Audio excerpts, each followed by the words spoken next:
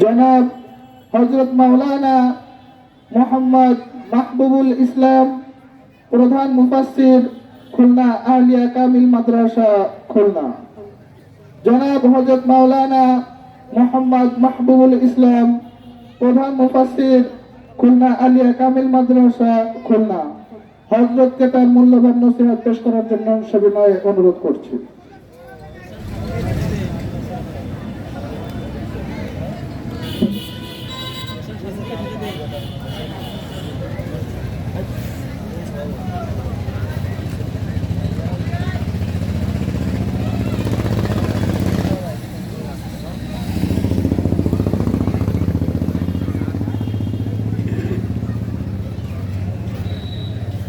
نحمده ونستعينه ونستغفره ونعوذ بالله من شرور أنفسنا، من يهده الله فلا مضل له ومن يضلله فلا هادي له. إن الله وملائكته يصلون على النبي يا أيها الذين آمنوا صلوا عليه وسلموا تسليما. اللهم صل على سيدنا مولانا محمد وعلى آل سيدنا شافعنا محمد. কেউ বা বলে গণক ঠাকুর, কেউ বা বলে জাদুকর, কেউ বা বলে গণক ঠাকুর, কেউ বা বলে জাদুকর। আল্লাহ বলেন, ওহে দোস্ত, আপনি আমার পয়গম্বর। বালাগাল উলা বিকামালিহি কাশাফাত তুজা বিজামালিহি হাসুনাত জামিউ খিসালিহি সাল্লু আলাইহি ওয়া আলিহি। আসসালামু আলাইকুম ওয়া রাহমাতুল্লাহি ওয়া বারাকাতুহু।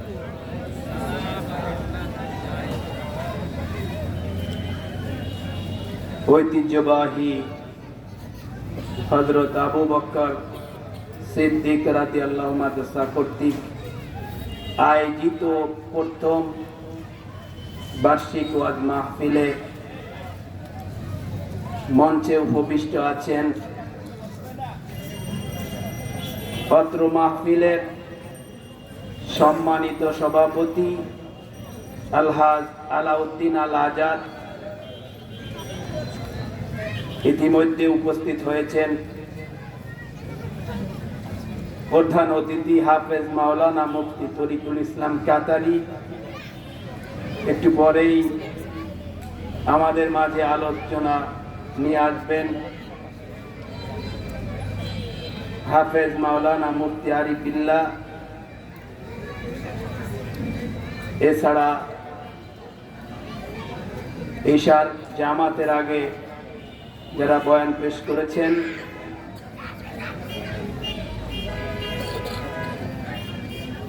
মঞ্চে আরো যারা উপস্থিত রয়েছেন, সামনে উপবিষ্ট মুরব্বিয়ান নিজাম, পর্দার আড়ালে অন্তরালে অবস্থানরত মা ও বোনেরা, আল্লাহ তাআলার কাছে সর্বপ্রথম আমরা শুকরিয়া আদায় করছি, যিনি আমাদেরকে এই দ্বীনি মজলিসে কোরআন হাদিসের কথা শোনার জন্য তৌফিক দান করেছেন। সেজন্য আল্লাহর দরবারে শুকরিয়া আদায় করে বলছি আলহামদুলিল্লাহ। আশেপাশে যারা দাঁড়িয়ে আছেন মাহফিলের ময়দানে চলে আসেন। আপনারা অনেক বয়ান শুনবেন। আমি তাদের আগে ছোট একটি সূরা, কোরআনুল কারীমের একটি সূরা সংক্ষিপ্ত একটু ব্যাখ্যা আল্লাহ তাআলা যদি চান তাহলে আপনাদের সামনে উপস্থাপন করব ইনশাআল্লাহ। এই জন্য মনোযোগের সাথে কথাগুলো হৃদয়ের কান দিয়ে আমলের নিয়তে আমরা শোনার নিয়ত করে নিই। আল্লাহ তাআলা আমাদের নিয়তের মধ্যে বরকত দান করুক। আউযু বিল্লাহি মিনাশ শাইতানির রাজীম। এগো দিয়া লাগবে না। বিসমিল্লাহির রহমানির রহিম।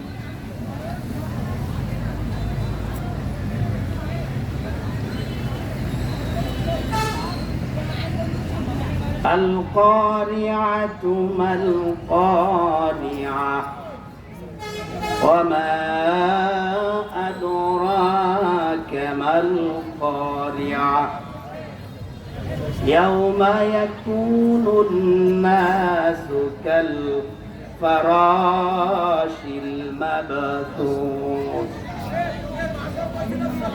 وتكون الجبال كالعهن المنفوش فأما من ثقلت موازينه فهو في عيشة راضية وأما من خفت موازينه فأمه هاوية وما أدراك ما هي نار حامية صدق الله العظيم। ইরশাদ হচ্ছে মহাপ্রলয়। মহাপ্রলয় কি আপনি কি জানেন? মহাপ্রলয় সম্পর্কে আপনার কি কোনো ধারণা আছে? যেদিন মানুষ পতঙ্গের মতো ছড়িয়ে ছিটিয়ে পড়বে, পাহাড়গুলো বাতাসে তুলোর মতো উঠতে থাকবে, অতঃপর যার আমলনামা ভারী হবে সে সন্তোষজনক জীবন লাভ করবে,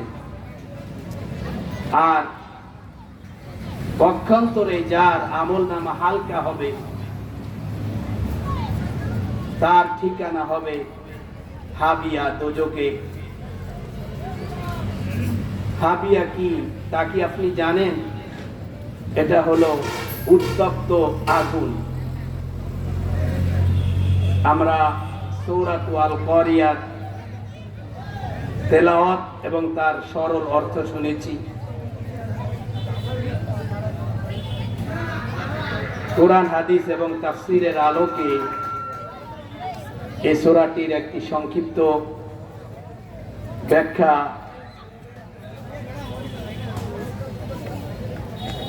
আপনারা শুনতে পাবেন।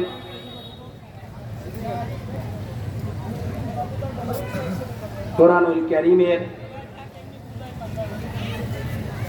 তাফসীর করার মতো ন্যূনতম জ্ঞান আমার নেই। বিভিন্ন তাফসীর গ্রন্থে যে কথাগুলো লেখা আছে, আল্লাহ তাআলা চাইলে অনেক মূল্যবান তথ্য আপনারা শুনতে পাবেন।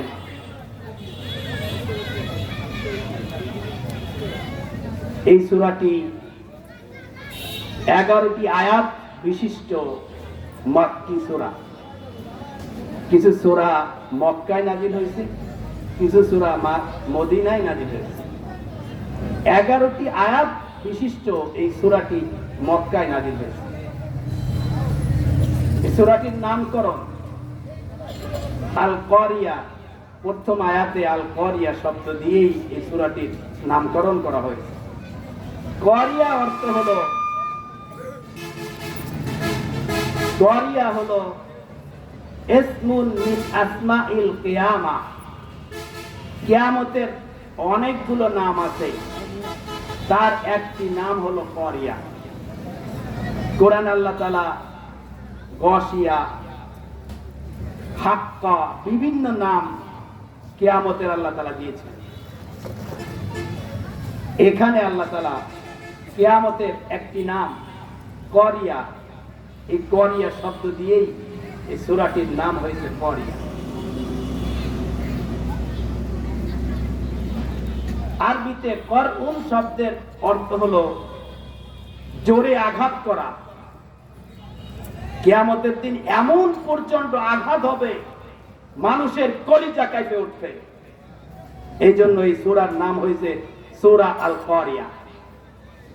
কিতাবের মধ্যে আছে সুম্মিয়াত বিহা, এই সূরার নামকরণ করা হয়েছে লিআন্নাহা তাকরাউ খলায়েক বিআহওয়ালিহা, ভয়াবহ অবস্থার কারণে মানুষের হৃদয় কম্পন সৃষ্টি হবে, সেই জন্য এই সূরার নাম হয়েছে সূরা আল কারিয়া।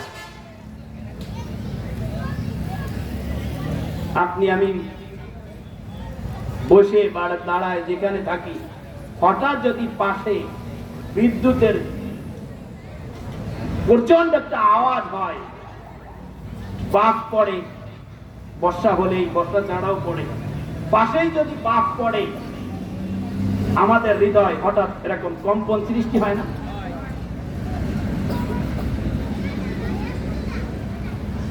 এমন ভয়াবহ অবস্থা হবে সেই দিন, মানুষের হৃদয় কেঁপে উঠবে। এই সূরার বিষয়বস্তু হলো, আল্লাহ তাআলা এই সূরার মধ্যে কিয়ামতের একটা চিত্র তুলে ধরেছেন। আপনার আমার সামনে কিয়ামতের একটা চিত্র তুলে ধরেছেন। এমন ভয়াবহ অবস্থা হবে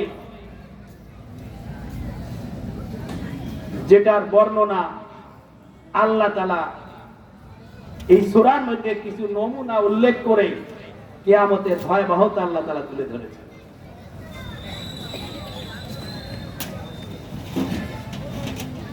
এরপরে শেষের দিকে এসে আল্লাহ তাআলা আপনার আমার আমলনামা পরিমাপের কথা বলেছেন।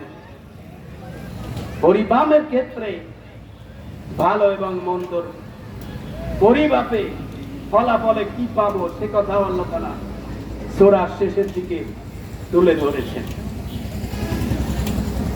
খুব মনোযোগ সহকারে আমার দিক তাকায় কথাগুলো শুনবেন ইনশাআল্লাহ। অনেক জায়গায় যে কথাগুলো শুনবেন না, সেরকম কথা কিতাবে লেখা আছে। বিভিন্ন রসিকতা, বিভিন্ন জিনিস দিয়ে 2-3 ঘন্টা মানুষ ধরে রাখা, এরকম হচ্ছে তাফসীর মাহফিলে কথা হয়। ও জাতীয় কথা আমি বলবো না, সময় কম, শুধুমাত্র কিছু কথা আপনাদের হৃদয়ের কান দিয়ে। কিছু মানুষ আছে বাহিরে চিন্তা করতেছে, নাম করা শিল্পী টিল্পী হলেই হয়তো শুনতে আসতাম, হুজুর আবার কি বলবেন, একটু হৃদয়ের কান দিয়ে শোনার চেষ্টা করি। আল কারিয়া,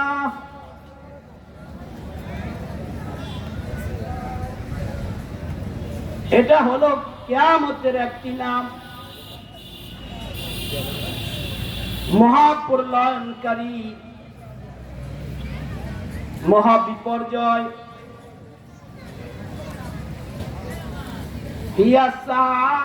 এটা হলো কিয়ামত। তাকরাউ কুলুবান নাস, যেটা মানুষের অন্তরকে কাঁপায় দিবে, তার রাকা ঝাঁকুনি দিয়ে দিবে, এরকম একটা বিষয়। এরপরে মহান রব্বুল আলামিন দ্বিতীয় আয়াতে আবার বলছে মাল করিয়া। কিয়ামতের বর্ণনা কিন্তু আল্লাহ তাআলা এখনো দেন নাই। দ্বিতীয় আয়াতে আল্লাহ তাআলা বলছেন ভীতি বাড়ানোর উদ্দেশ্যে বলতেছে, হঠাৎ দেখলাম বাড়ির সামনে একটা পুটলাই করে বোম রাখা আছে। আপনার আমার ছোট বাচ্চা ও তো জানে না ওটা কি। আমরা অনেক সময় বলি তুই কি জানিস এর মধ্যে কি আছে? স্পর্শ করলেই বাচ্চা হবে, জীবন চলে যাবে। ভীতির উদ্দেশ্যে আল্লাহ বলছেন মাল করিয়া আইয়ু শাইইন হাযিহিল করিয়া। এই করিয়া কি জিনিস? করিয়া কাকে বলে? এই কথার মধ্যে আল্লাহ তাআলা এর ভীতিকর অবস্থাটা আরো তুলে ধরেছে।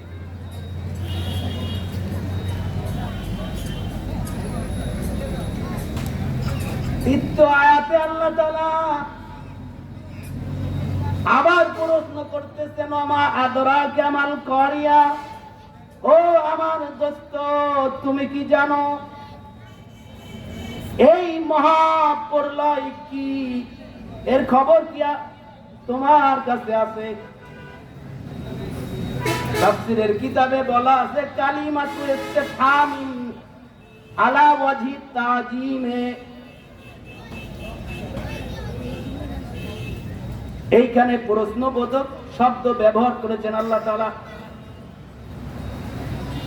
যারা স্কুল কলেজে পড়েছেন WH করছেন আছে, যে প্রশ্নটা WH দিয়ে শুরু হয়, হু, হোয়েন, ফায়ার, এর বলে WH করছেন।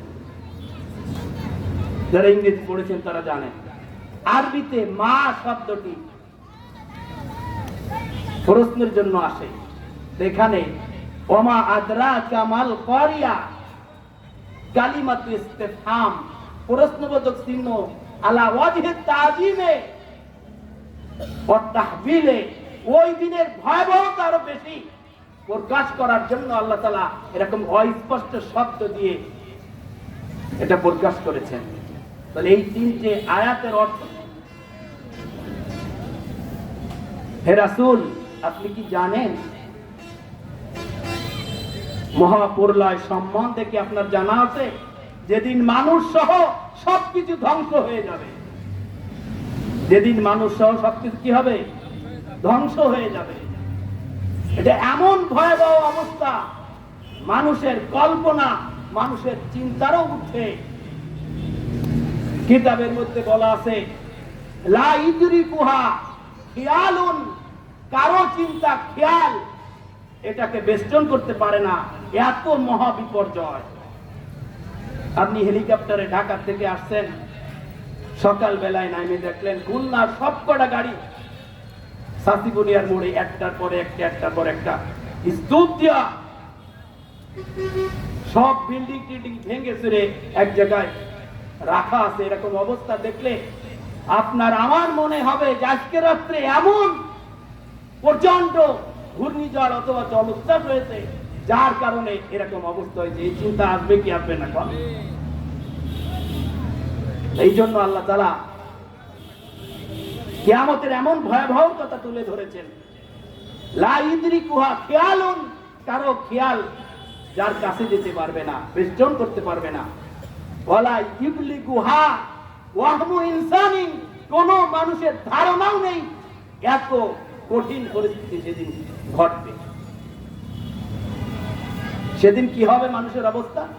পরের আয়াতে আল্লাহ তাআলা বলতেছেন ওয়াতাক ইয়াউমা ইয়াকুনুন নাসু কাল ফারাশিল মাবথুস,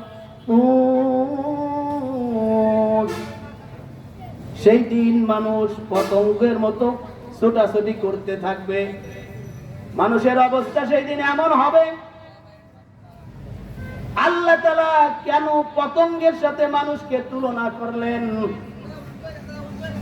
ব্রেন খাটায় বুঝতে হবে কেন আল্লাহ তাআলা পতঙ্গের সাথে তুলনা করলেন। পৃথিবীতে অনেক জন্তু জানোয়ার আছে, তার মধ্যে আল্লাহ তাআলা কেন মানুষকে পতঙ্গের সাথে তুলনা করলেন? তাফসিরে কাবীরের লেখক আল্লামা ফখরুদ্দিন আর-রাজি লিখেছেন, আম্মাস তাসবিহু বিল ফারাশে ফালিআন্নাল ফারাশা ইদা সারা লামা ইয়াত্তাজি ইলা উজুহিন ওয়াহিদিন। সেদিন মানুষের এমন আতঙ্ক অবস্থা হবে, এত ভয়াবহ অবস্থা হবে সেদিন, আগুন জ্বালালে যেরকম পতঙ্গগুলো দিশেহারা হয়ে যায়, ব্রেন ঠিক থাকে না, ওর মধ্যে পড়লে তার জীবন চলে যাবে এ কথা সে ভাবে না। পতঙ্গগুলো একের পর এক ওই আগুনে পড়তে তাকে আত্মহুতিতেই জীবন শেষ করে দেয়। কিয়ামতের দিন এরকম হবে, মানুষ কোথায় কার কার পরে কে পড়তেছে, কোথায় দিক বিদিক ছড়ায়, কে কোন দিকে দৌড়চ্ছে, এর কোনো দিশেহারা হয়ে যাবে। মানুষ হতবিভম্ব হয়ে যাবে, জ্ঞান শূন্য হয়ে পতঙ্গের মতো মানুষ বিভিন্ন দিকে দৌড়দৌড়ি করতে থাকবে। কেউ কারো চিনবে না, কেউ কারো অবস্থার দিকে তাকানোর পরিস্থিতি থাকবে না। সেই দিন মানুষের অবস্থা এরকম হবে, আপনার আর আমার অবস্থা এরকম হবে। দুনিয়ার যত বাহাদুরি, যত ক্ষমতা, বেশি সময় টিকবে না। কোন সময় আল্লাহর হুকুমে মুহূর্তের ভিতরে ক্ষমতা পাততলে চলে আসবে, ঠিক কিনা কোন? 45 মিনিট বেশি সময়ও পাবে না, এরকম পরিস্থিতি ঘটবে কি ঘটবে না? মানুষের অবস্থা এরকম হবে, কোন দিকে যাচ্ছে সেখানে তার মৃত্যু না আগুনে পড়বে এটা তার হিসাব জ্ঞান থাকবে না। এরকম অবস্থা মানুষের হবে। এরপরে আল্লাহ তাআলা পাহাড়ের কথা বলেছেন। বুঝতে হবে যে পাহাড়কে আল্লাহ তাআলা বানাইছে পৃথিবীতে স্থির রাখার জন্য, প্যারা হিসেবে। পৃথিবীর নর্দ পানির উপরে, প্রথমে পানির উপরে ভাসমান ছিল। আমরা যেরকম নৌকায় খুঁটি দিয়ে রাখি যাতে স্রোতে ভাসা নিয়ে যায় না যায়, সেরকম দুনিয়া যাতে ভেসে না যায়, পাহাড়গুলো আল্লাহ তাআলা স্থাপন করেছে প্যারাগের মতো, যাতে দুনিয়া না নড়ে। প্রচন্ড নড়লে তো আমরা চলতে পারতাম না, হাঁটতে পারতাম না, কাঁদতে শীতে পড়তাম, ঠিক কিনা কোন? এই জন্য পাহাড়কে আল্লাহ তাআলা স্থাপন করেছেন দুনিয়াকে ঠিক রাখার জন্য। অথচ ওই পাহাড়ের অবস্থা কিয়ামতের দিন কি হবে আল্লাহ তাআলা বলছেন, ওয়াতাকুনুল জিবালু কাল ইহনিল মানফুস। সেই দিন পাহাড় পর্বত চূর্ণ বিচীর্ণ হয়ে যাবে।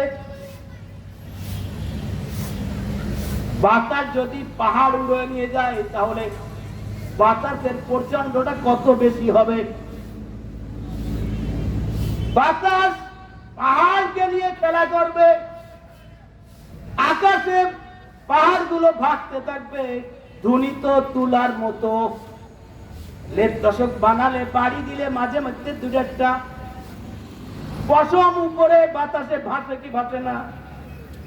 পাহাড়গুলো এরকম ভাসতে থাকবে।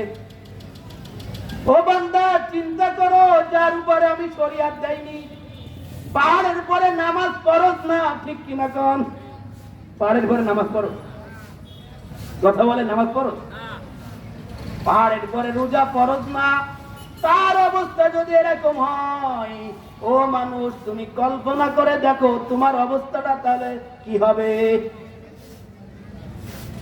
ওয়াতাকুনুল জিবালু কাল ইহনিল মানফুস। আল্লাহ তাআলা মানুষকে কেন পাহাড়ের সাথে তুলনা করলেন? এর নাম কোরআন। কোরআন এমন একটা কিতাব যার মধ্যে আপনার আমার জীবনের কোন দিকটা করলে এহকালে কল্যাণ পরকালে মুক্তি আছে, কোন কাজটা করলে এহকালে ধরা খেতে হবে পরকালে জাহান্নামে যেতে হবে, সব কিছুর বর্ণনা সুন্দর করে নবীর মাধ্যমে যিনি যে আল্লাহ তাআলা আমাদের কাছে পাঠিয়েছেন ওটাই হলো কোরআন। কোরআনের মধ্যে আপনার আমার বাঁচার কথা আছে, আপনার আমার বিপদের কথা আছে, আছে কি আছে না কোন? কোরআন এমন একটা কিতাব যার মধ্যে আপনার আমার গোটা জিন্দেগি সব কথাগুলো আল্লাহ তাআলা তুলে ধরেছেন। এর নামই তো আল কোরআন। এটা কোনো ধর্মীয় গ্রন্থ না, শুধু মরার পরে পড়া হলো। হিন্দুদের দেখেছি আমাদের বাড়ির পাশে শ্মশানে উড়ানোর সময় একটা ছোট একটা বই বের করে ওর কিছু পড়ে, এরপরে বড় সন্তান মুখে আগুন দিয়ে এরকম দেখেছি। কোরআন তো এরকম কোনো কিতাব না। পৃথিবীর যে জায়গায় যে সমাধান আমরা খোঁজ করি সবকিছু আল্লাহ তাআলা কোরআন হাদিসের মধ্যে, ইজমা কিয়াসের মধ্যে আল্লাহ তাআলা দিয়ে দিয়েছেন। বলেন না সুবহানাল্লাহ। এরকম একটা কোরআন পেয়ে আমরা সকলে সৌভাগ্যবান কি না কোন? এই কোরআন আপনার আমার কাছে আছে, আপনার আমার বাড়িতে আছে। কিন্তু এত কর্মব্যস্ত মানুষ, আমার অফিসের কাজ বাদ যায় না, সকাল বেলায় আমার কোনো কর্ম বাদ যায় না, সকাল বেলায় বাজার করে আমি বাসায় দিয়ে আমি অফিসে যাই, সেটা আমার কখনো মিস হলো না। কিন্তু দিন চলে যায়, মাস চলে যায়, কুরআনুল কারীম আমরা যারা পড়তে পারি তারাও কোরআনটা খুলে পড়ার সময়, তেলাওয়াত করার সময় আপনার আমার হয় না। ঠিক কিনা কোন? কোন কাজ বাদ যাচ্ছে না, সব রুটিন ভাবে করতেছি, কিন্তু কোরআন তেলাওয়াতের সময় হয়। ছোটবেলায় আমরা রাস্তা দিয়ে, গ্রামের রাস্তা হাঁটলে দেখতাম কোন বাড়িতে কোরআনুল কারীমের তেলাওয়াত ভেসে আসতেছে। আজকে আপনি আসেন, হেফজ জানার কথা বাদ দেন, সকাল বেলায় কয়টা ভাষা দিয়ে কোরআনুল কারীমের তেলাওয়াত ভেসে আসে? এরকম সংখ্যা কম। দাঁতে রোদ লাগলে তারপরে ঘুম থেকে জাগ্রত হয়, সেই মানুষদেরকে লক্ষ্য করে বলছে, ও মানুষ, যেদিন পাহাড় উঠতে থাকবে সেই দিন তোর অবস্থা কি হবে তুই চিন্তা কর। সেই জন্য আল্লাহ তাআলা সূরা করিয়ায় আমাদেরকে সতর্ক করেছেন। বলতেছিলাম কেন আল্লাহ তাআলা পাহাড়ের সাথে আপনার আমার কথা উদাহরণ দিলেন, এক্সাম্পল পেশ করলেন কেন?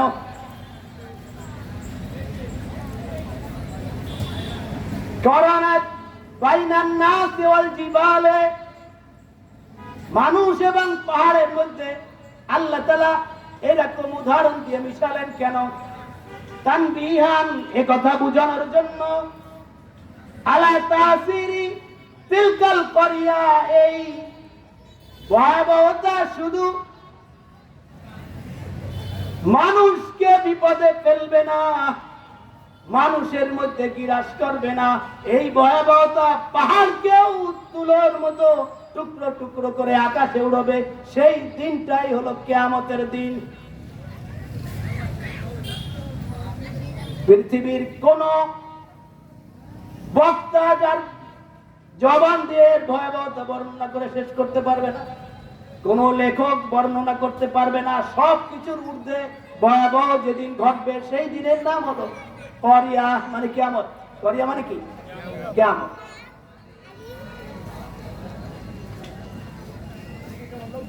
আল্লাহ রাব্বুল আলামিন এই সূরার শেষের দিকে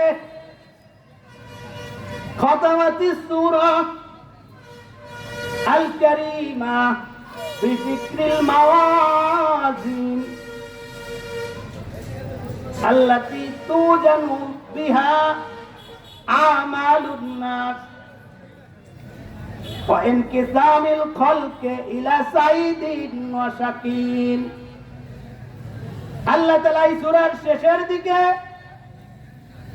আমলনামা ওজনের কথা বলেছেন, মানুষের আমলনামা মাফ করার কথা বলেছেন, মাফার কথা বলেছেন। আর মানুষকে দুই শ্রেণীর মধ্যে আল্লাহ তাআলা বিভক্ত করেছেন। এক শ্রেণী হচ্ছে সফল মানুষ, আর এক শ্রেণী হলো হতভাগ্য মানুষ। এই দুই শ্রেণীর কথা আল্লাহ তাআলা এই সূরার শেষের দিকে তুলে ধরেছেন। কারা সফল আর কারা ব্যর্থ আমাদের তা জানা দরকার। তাহলে যারা সফল তাদের সাথে চলবো, তাদের যা করেছে আমরা তাই করব। আর যারা ব্যর্থ, পরাজিত, হতভাগ্য, আমরা তাদের সাথে নেই। ঠিক কিনা কন?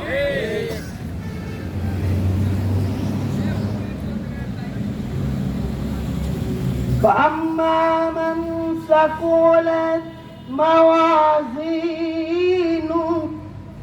فهو في عيشة راضية। সেই দিন যার আমল নামা ভারী হবে, সন্তোষজনক জীবনে, সুখকর জীবন সে লাভ করবে। কে লাভ করবে? যার আমল নামা ভারী হবে, সে এমন স্বাচ্ছন্দ্যকর সুখকর জীবন লাভ করবে সে তা কল্পনা করেনি কখনো। আপনি আমি তো সেরকম একটা জীবন চাই পরকালে। ঠিক কিনা কন? সকলে তো তা চাই।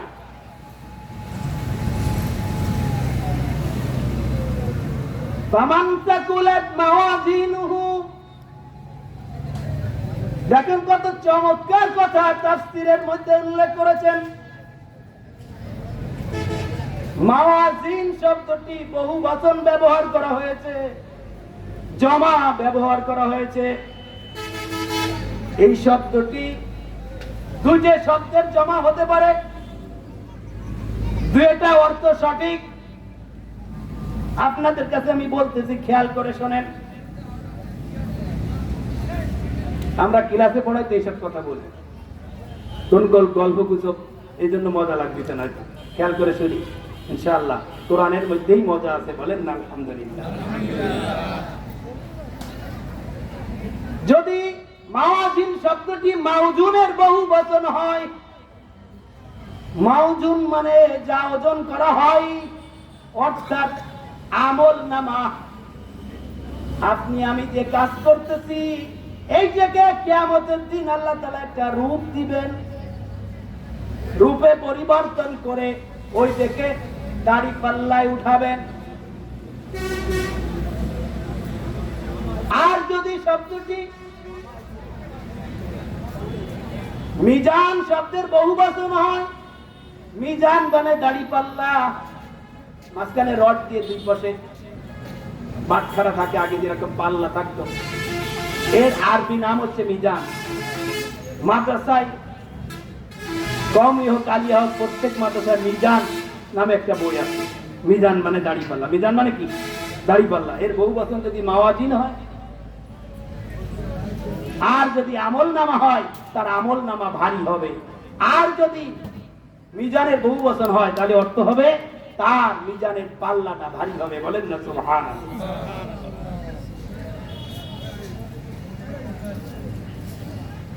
সেই দিন কিয়ামতের দিবসের শেষের দিকে আপনার আমার আমল নামা মাপা হবে। সেদিন আমল নামা যদি ভারী হয়, তাহলে যার আমল নামা ভারী হবে, ভাইজান পিছনে একটু কথা না বললে বলেন, কিন্তু আস্তে বলেন, নিষেধ করতেছি না, আস্তে একটু বললে ভালো হয়। সেই দিনে যাদের আমল নামা ভারী হবে, তারা সুখকর জীবন জান্নাত লাভ করবে। তাফসীরের কিতাবের মধ্যে আছে, যার আমল নামা ভারী হবে সে মোটেও লেট করা হবে না, তাকে সাথে সাথে জান্নাতে দিয়ে দেওয়া হবে। বলেন না সুবহানাল্লাহ। আল্লাহ তাআলা কত মেহেরবান, যার আমল নামা হালকা হবে সাথে সাথে জাহান্নামে পাঠানো হবে না, ওয়েটিং এ রাখা হবে। ফেরেশতারা ওয়েটিং এ রেখে আল্লাহর দিকে তাকাবে, যদি আল্লাহ তাআলা মাফ করে দেয় তাহলে জান্নাতে যাবে, না হলে জাহান্নামে যাবে। কিন্তু আপনার আমার আমল নামা যদি ভারী হয়, কোন শোনাশুনি নেই, সাথে সাথে কোথায়? জান্নাতে। আর হালকা হলে ফেরেশতারা আল্লাহর দিকে তাকিয়ে থাকবে যে আল্লাহর পক্ষ থেকে কোন মাপের ঘোষণা আসে কিনা। ইনি হচ্ছেন রব। ইনি কে বলেন? ইনি হচ্ছেন দয়াময় রব আল্লাহ তাআলা। তিনি তো আপনাকে আমাকে জাহান্নামে দিতে চান না, এই জন্য আগে ভাগেই কুরআনুল কারীমের মধ্যে আপনার আমার সফলতা ব্যর্থতা তুলে ধরেছে। রাজ্জাহাত হাসানাতুহু আলা সাইয়্যাতিহি, যার নেক কাজ খারাপ কাজের উপরে প্রাধান্য পাবে, যার নেক কাজ বেশি হবে, সে জান্নাতের মালিক হয়ে যেতে পারবে। ইমাম গাজ্জালি রাস্তা দিয়ে যাচ্ছে, গাজ্জালিকে জিজ্ঞেস করতেছেন একজন ব্যক্তি, ও গাজ্জালি, তুমি তো মস্ত বড় একজন আল্লাহর ওলি, বলে জাতি হবে আমি জান্নাতি না জাহান্নামী। প্রশ্নটা কি সহজ নাকি? বলতে হবে কে জান্নাতি আর কে জাহান্নামী। ইমাম গাজ্জালি বলতেছেন, ও ভাই,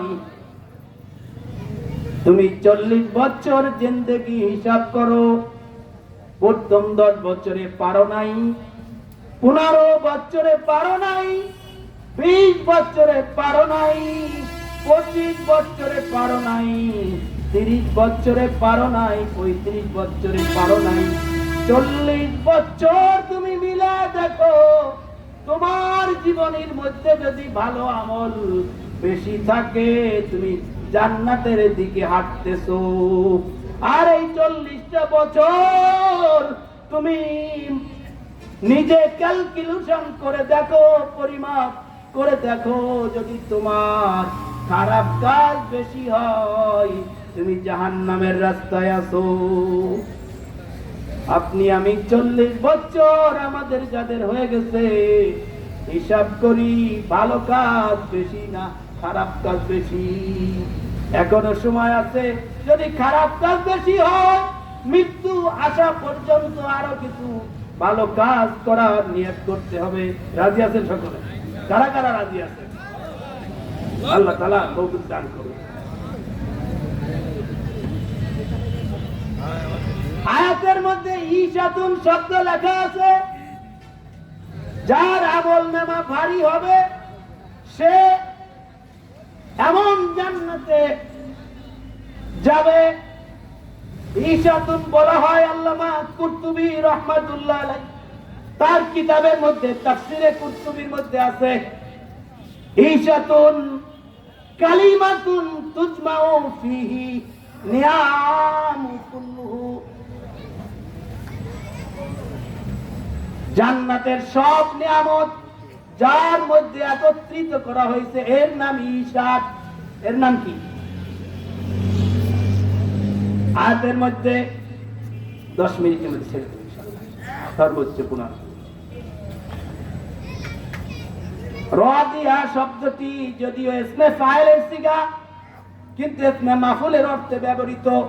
এমন জীবন সে লাভ করবে যে জীবনে কোন ধরনের ক্লান্তি থাকবে না, কোন ধরনের হতাশা থাকবে না, শুধু সুখ আর সুখ। সেই জীবনকে বলা হয় রাদিয়া, সন্তুষ্টিজনক জীবন। কিতাবের মধ্যে আছে দাড়িপাল্লার মাঝখানে একটি রড থাকে, ওই রডের ওখানে একজন ফেরেশতা দাঁড়িয়ে পরিমাপ দেখতে থাকবে। খেয়াল করতেছেন আমার দিকে? রডের কাছে একজন ফেরেশতা দাঁড়িয়ে পরিমাপ দেখতে থাকবে। যখনই আপনার আমার দাড়িপাল্লা ভারী হয়ে যাবে, ফেরেশতা চিৎকার দিয়ে বলবে, সফল হয়েছে তুমি। এই কথা হাসরবাসী সব মানুষ শুনতে পাবে। ব্যক্তিকে সম্মান দেওয়ার জন্য ফার্স্ট হয়েছে, সম্মান সীমিত ঘোষণা করলে সম্মান পাবেন। আর যার আমল নামা হালকা হবে তার ব্যাপারে ওরকম ঘোষণা হবে, ওই হুকা তুই ধ্বংস হোক, আর কখনো তোর নিস্তার নেই, এ কথাটা হাসরবাসীরা শুনতে পাবে। আমরা কেউ কি যেতে চাই এরকম হতাশার মধ্যে?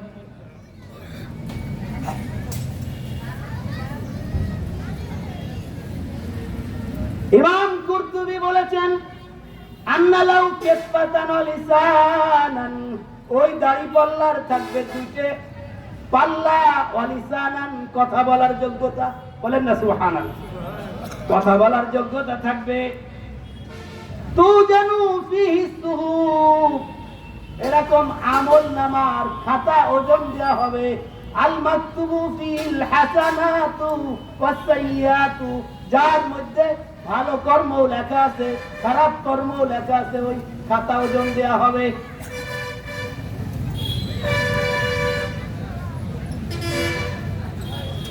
ইমাম গাজ্জালী রাহমাতুল্লাহ আলাইহি বলেছেন, সেই দিন ৭০,০০০ মানুষ বিনা হিসেবে জান্নাতে যাবে, বলেন না সুবহানাল্লাহ। লা ইউদাউ লাহুম মিজানুন, তাদের জন্য দাড়িপাল্লা সেট করা হবে না। ওয়ালা ইয়াসুজুনা সুহুফান, আমলনামাও তারা গ্রহণ করবে না। ডান হাতে আমলনামা, বাম হাতে আমলনামা, এরকম একটা ব্যাপার স্যাপার আছে না, গ্রহণ করা হবে না। ইন্নামা হিয়া বারারাতুন, তাদের কাছে একটা টোকেন থাকবে। মাকতুবাতুন বারারাতু ফুলান ইবনে ফুলান, অমুকের ছেলে অমুক, সে মুক্তি পেয়েছে, এই টোকেনে লেখা থাকবে, বলেন না সুবহানাল্লাহ। আমরা আল্লাহর কাছে চাই, আল্লাহ এরকম একটা টোকেন যেন কিয়ামতের মাঠে আমরা পাই, বলেন না আল্লাহুম্মা আমিন। হযরত আবু বকর সিদ্দিক রাদিয়াল্লাহু আনহু বলেছেন, এই পাল্লার একটা আলাদা বৈশিষ্ট্য আছে, শুনবেন বৈশিষ্ট্য, সময় নিচ্ছি না বেশি, অসুবিধা নেই। পাল্লার একটা বৈশিষ্ট্য আছে, হুক্কালি মিজানিন, এই দাড়ি পাল্লার বৈশিষ্ট্য হলো ইয়াকুনু ফিহিল হাক্কু, যদি ভালো আমল অতি রাখা হয়, আইয়াকুনা সাকিলান, দাড়ি পাল্লা ভারী হয়ে যাবে, ভালো কাজ রাখলেই দাড়ি পাল্লা ভারী হয়। আপনারা মুরব্বীরা যারা ধান সম্পর্কে জানেন, যে ধানগুলো পুষ্টি ভালো হয়, ভিতরে কোনো কিছু থাকে না, সেগুলো ভারী হয়, আর ভিতরে বিলাসটারে খেয়ে ফেলাইছে, এগুলো হালকা হয়, ঠিক কিনা? আপনার আমার আমল যদি ভালো হয়, এটা ভারী হবে ওই মিজানের পাল্লায়। আর যদি আমল নামা খারাপ হয়, শয়তানের ধোঁকায় পড়ে আমল নামা খারাপ হয়, ওটা হালকা হয়ে যাবে। ইয়াকুনু ফিল বাতিল ওয়া ইয়াকুনা খফিফান, ওর মধ্যে যদি খারাপ আমল নামা ঢোকে, দাড়ি পাল্লায় রাখা হয়, তাহলে হালকা হয়ে যাবে। অনেকে বলে মাফা টাফা হবে টবে না পরকালে, এই মরে যাচ্ছে, এক জায়গায় কত কবর হলো হুজুর, হাল গোড় ছাড়া আর কিছুই পাই না, এটা একটা অসম্ভব কথা, নাউযুবিল্লাহ বলে। বর্তমানে যদি আমরা তাকাই, বৃষ্টিপাত মাপা হয়, কত বেগে ঝড় আসবে, 180 মাইল 90 মাইল বেগে, তা মাপা হয় কি হয় না? এটা যদি পৃথিবীর মানুষ পারে, তাহলে আল্লাহ তাআলা অবশ্যই আপনার আমার আমল নামা মাপতে পারবেন, এতে কোনো সন্দেহ নেই, ঠিক কিনা কোন? শেষ আয়াতে আল্লাহ তাআলা বলছেন, যার আমল নামা হালকা হবে তার মা হবে হাবিয়া।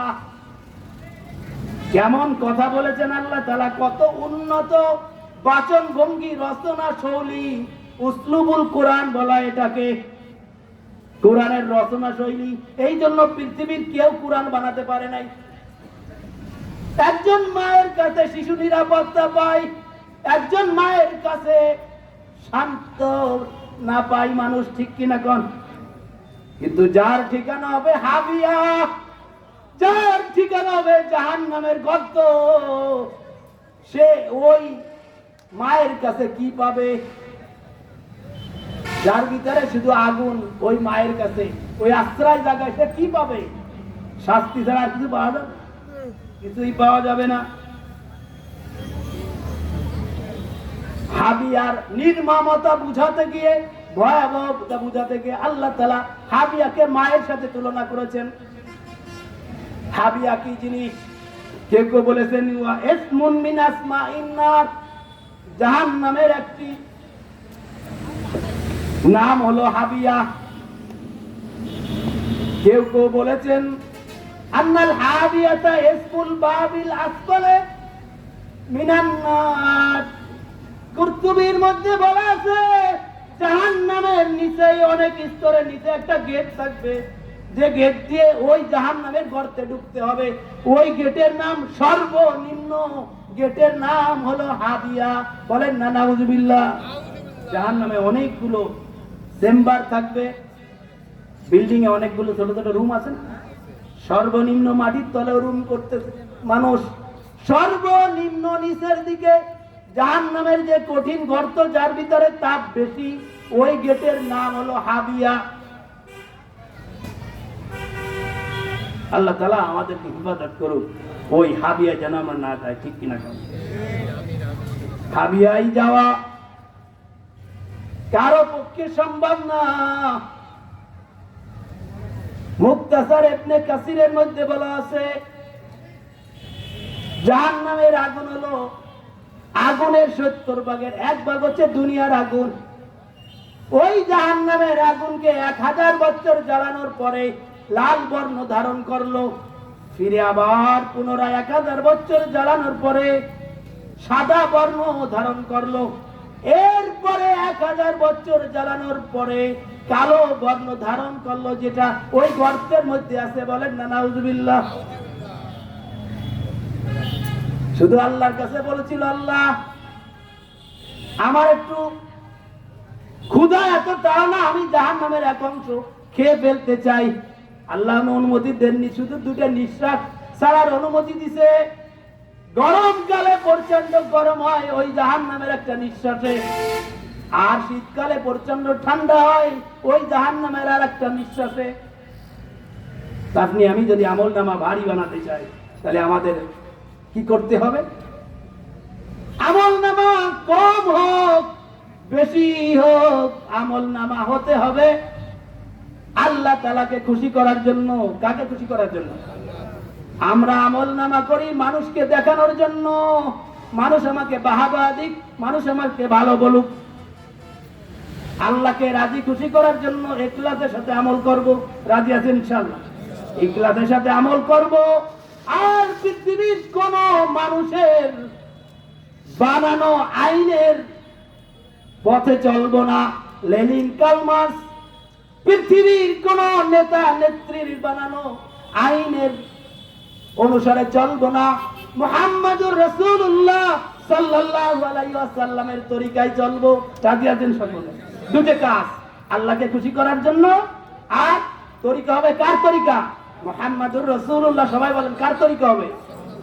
এই 2টা না থাকলে আমল যতই বেশি হোক, হাজী সাহেব কনওয়াজ করেছে, অনেক টাকা দান করেছে, কাজ হবে না। হতে হবে আল্লাহকে খুশি করার জন্য আর মুহাম্মাদুর রাসূলুল্লাহর তরিকায়। আমরা প্রতিটা কাজ যেন আল্লাহকে খুশি করার জন্য করতে পারি আর রাসূল সাল্লাল্লাহু আলাইহি ওয়াসাল্লামের তরিকায় করতে পারি। আল্লাহ আমাদের সকলকে সেই তৌফিক দান করুক। সকলে বলে আল্লাহুম্মা আমিন।